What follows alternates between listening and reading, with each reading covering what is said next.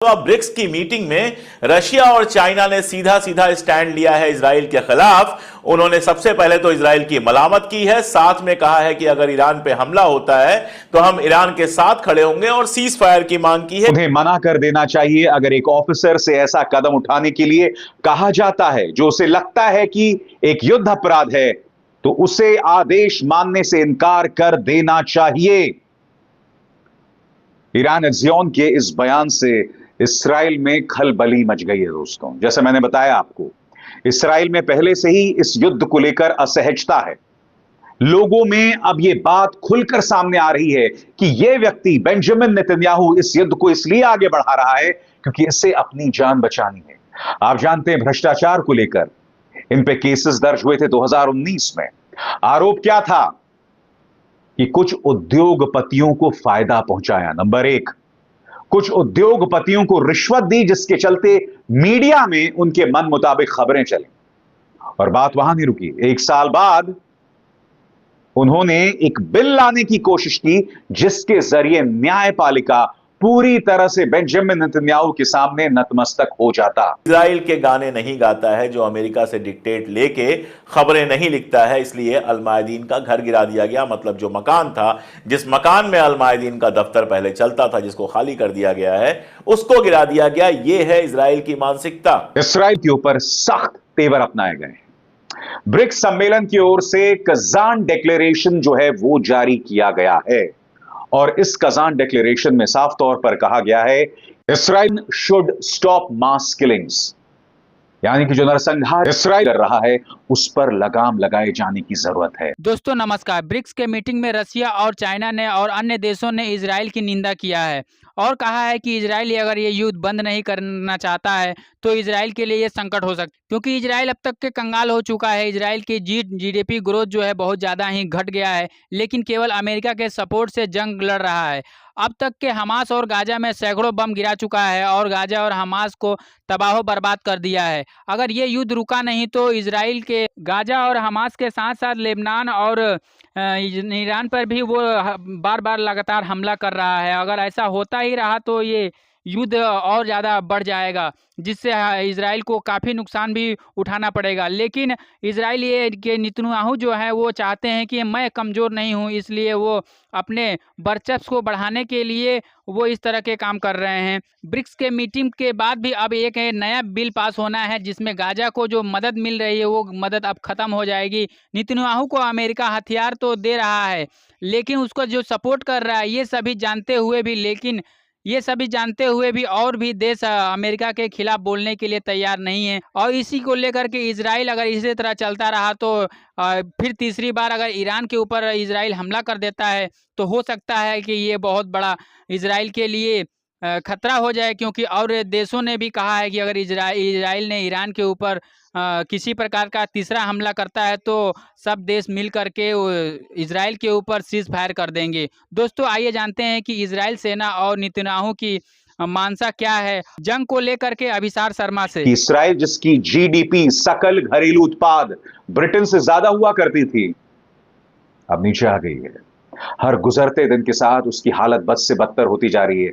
Israel के कई लोग देश छोड़कर भी जा रहे हैं। जिन्होंने सोचा था कि जिंदगी भर इसराइल में रहेंगे, वो इसराइल छोड़कर भाग रहे हैं। क्यों?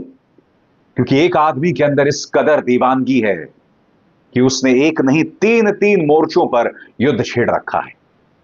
और अब बेंजामिन नेतन्याहू ईरान पर हमला करने की बात कर रहे हैं। दोस्तों, हर गुजरते लम्हे के साथ हालात जो है बद से बदतर होते जा रहे हैं। मैंने आपको इसी मंच पर बताया था कि किस तरह से करीब 150 इसराइली सैनिकों ने एक ज्ञापन पर दस्तखत किए हैं कि युद्ध रोकिए, जो लोग बंधक बने हुए हैं हमास के पास उन्हें छुड़ाइए, उससे पहले हम युद्ध नहीं रोक सकते। एक 23 साल की महिला सैनिक ने क्या खत लिखा था जो बहुत जोरों से वायरल हो रहा है। दोस्तों, मैं पढ़ के सुनाना चाहता हूं आपकी स्क्रीन पर। 7 अक्टूबर को हमने अपने हजारों लोगों को खो दिया और सैकड़ों लोगों को बंधक बनाए जाने के बाद हमने तुरंत अपने आप को देश के सेवा के लिए समर्पित कर दिया और लड़ने के लिए अपना नाम भी दिया, ताकि हम अपने देश की रक्षा में अपनी भूमिका निभा सकें। साथ ही अपने देश के लोगों को जिन्हें बंधक बनाया गया था उनकी रिहाई करवा सकें। लेकिन जिस प्रकार से युद्ध गाजा में लगातार जारी है, उससे लग रहा है कि आईडीएफ की ओर से की जा रही बमबारी में रिहाई का इंतजार कर रहे कई बंधक अपनी जान गंवा चुके हैं। सिर्फ इस 23 साल की महिला सैनिक ने नहीं, अन्य लोगों ने भी अपनी आवाज बुलंद की थी। करीब 150 सैनिकों ने। उनके खत कुछ इस तरह से वायरल हो रहे थे, वो शब्द आपके सामने। अब लग रहा है कि सरकार की ओर से डील पर जोर नहीं दिया जा रहा। लोगों ने कहा कि हमने सरकार के साथ मिलकर गाजा में अपने लोगों के लिए लड़ाई लड़ी। हम भी चाहते हैं कि हमास का अंत हो, लेकिन इस सब में अपने लोगों की रिहाई करवाने का जज्बा ही हमारी ताकत रही है। लेकिन अब हौसला टूट रहा है। हर गुजरते दिन के साथ इनका हौसला टूट रहा है, मगर इस्राइल का अत्याचार रुकने का नाम नहीं ले रहा है। वहां पर हालात कॉन्सेंट्रेशन कैंप्स जैसे हो रहे हैं। शरणार्थी शिविर बढ़ते जा रहे हैं। लोग टॉयलेट के अंदर जीने को मजबूर हैं। मगर बेंजामिन नेतन्याहू जानते हैं कि अगर उन्होंने इस युद्ध को रोका तो क्या अंजाम होने वाला है। यही वजह है कि अब ब्रिक्स सम्मेलन ने उसकी कड़े शब्दों में आलोचना की। इस्राइल के ऊपर सख्त तेवर अपनाए गए। ब्रिक्स सम्मेलन की ओर से कजान डिक्लेरेशन जो है वो जारी किया गया है, और इस कजान डिक्लेरेशन में साफ तौर पर कहा गया है Israel should stop mass killings, यानी कि जो नरसंहार इस्राइल कर रहा है उस पर लगाम लगाए जाने की जरूरत है। यह भी कहा गया कि सीरिया के अंदर ईरान के ठिकानों पर जो इस्राइल ने हमले किए, ईरान रेवोल्यूशनरी गार्ड के ठिकानों पर जो इस्राइल ने हमले किए, उसकी आलोचना की गई है दोस्तों। यानी कि सख्त तेवर अपनाए गए। ब्रिक्स ने कजान डिक्लेरेशन में फलस्तीन के प्रति भी अपना समर्थन जतलाया है। स्वतंत्र फलस्तीनी राष्ट्र के प्रति अपना समर्थन जतलाया है। और आप जानते हैं दोस्तों, एक अरसे से भारत ने इसका समर्थन किया है। यानी कि कजान डिक्लेरेशन में भारत के भी दस्तखत हैं। एक तरह से कहा जा सकता है कि प्रधानमंत्री नरेंद्र मोदी ने भी बगैर इन शब्दों का इस्तेमाल किए प्रधानमंत्री बेंजामिन नेतन्याहू को नसीहत दी है कि मास मर्डर्स बंद करो, नरसंहार बंद करो। मगर सवाल यह दोस्तों कि क्या इसका कुछ असर बेंजामिन नेतन्याहू पर पड़ेगा? ये वो वक्त है दोस्तों कि हमें यह सोचना पड़ेगा कि बेंजामिन नेतन्याहू के जहन में क्या चल रहा है। आपने देखा होगा हाल ही के दिनों में उनकी जो तमाम बयान आए हैं, उसमें विक्टिम कार्ड खेलने की वो पूरी कोशिश कर रहे हैं। शजारिया में उनके घर पर हमला होता है, हिजबुल्लाह का एक ड्रोन आकर उनके घर पर गिरता है, वो वहां मौजूद नहीं होते हैं। उसके जवाब में वो किस पर हमला बोलते हैं? ईरान पर। ईरान का कोई नामो निशान नहीं था उसमें। इसमें तो राय नहीं है कि हमास और हिजबुल्लाह के प्रति ईरान नर्म है और ईरान ने अपना समर्थन दिया है, मगर उस हमले में ईरान का कहीं कोई हाथ नहीं था। मगर बेंजामिन नेतन्याहू के बयान में ईरान का जिक्र, यानी वो माहौल को भड़का रहे हैं। यही नहीं, वो अपनी बीवी का नाम भी लेते हैं कि मुझ पर और मेरी बीवी पर हमला किया गया था। साफ है कि ये वो व्यक्ति है दोस्तों जो इस वक्त माहौल को भड़काने की कोशिश कर रहा है और इस तनाव को और बढ़ाने की कोशिश कर रहा है। ये युद्ध जो पहले से ही 3 मोर्चों पर है, कई मोर्चों पर खोलने की कोशिश की जा रही है। इजराइल के गाने नहीं गाता है जो अमेरिका से डिक्टेट लेके खबरें नहीं लिखता है, इसलिए अल-मायदीन का घर गिरा दिया गया। मतलब जो मकान था, जिस मकान में अल-मायदीन का दफ्तर पहले चलता था, जिसको खाली कर दिया गया है, उसको गिरा दिया गया। यह है इजराइल की मानसिकता। और जब इजराइल में आज सुबह जो हमला हुआ है, जिसकी मैं बात कर रहा था कि 50 से ज्यादा रॉकेट गए हैं और अखबार कह रहे हैं कि कम से कम 2 लोग घायल हुए हैं, लेकिन जिस तरह के वीडियोस आ रहे हैं ऐसा लगता है अच्छा खासा नुकसान हुआ है। जब यह हमला हुआ तो वहां पे इंफॉर्मेशन ब्लैकआउट कर दिया गया, यानी कोई भी मीडिया वहां पहुंच नहीं सके।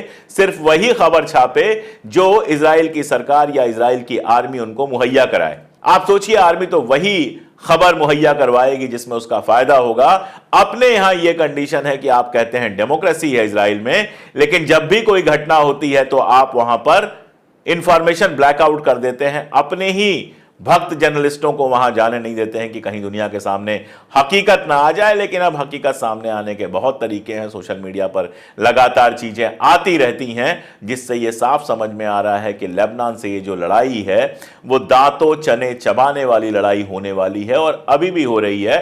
ठीक है, आप मकानात गिरा देंगे, आप अपार्टमेंट्स गिरा देंगे, आप 200-400 लोगों को मार देंगे, मासूम शहरियों को मार देंगे, लेकिन जहां आर्मी की सीधी लड़ाई है वहां आप लगातार हार के अलावा कुछ और हासिल नहीं कर रहे हैं।